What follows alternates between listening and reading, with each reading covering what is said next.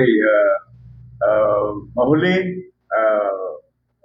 magsugol kami kanyo kataan, iban paabot na mo at mga kataw de manguran alupasu in Moro National Liberation Front, di ka mo pasaran. In Ministry of Labor and Employment, we will maximize what we can do to continue serving the people of Sulu. Pahati na to, pakata. Sin in Bangsamoro, ubos na to kataan in mahinang na to, atin niya maintain na to in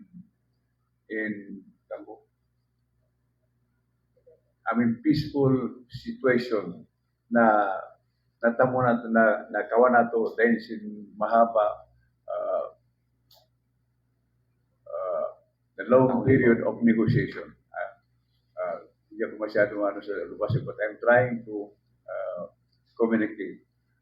Pangayon na to, pa mga kataw tayo mga na lupaso, magpakusog kita niyo, magsabar kita niyo, iban pakusugon na to, in panindog na to, bangsa na to. Di na to pasaran in isisyo kato biya.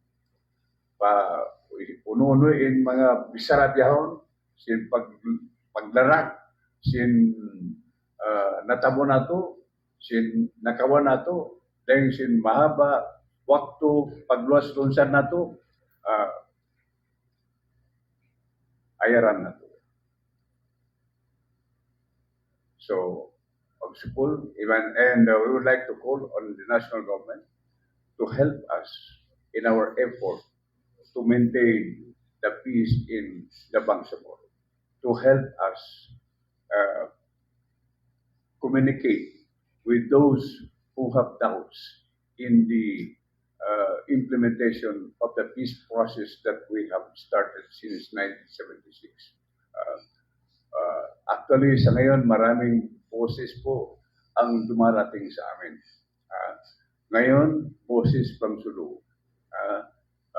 Noon, mga boses from South Cotabato, mga boses from Zamboanga Peninsula, mga boses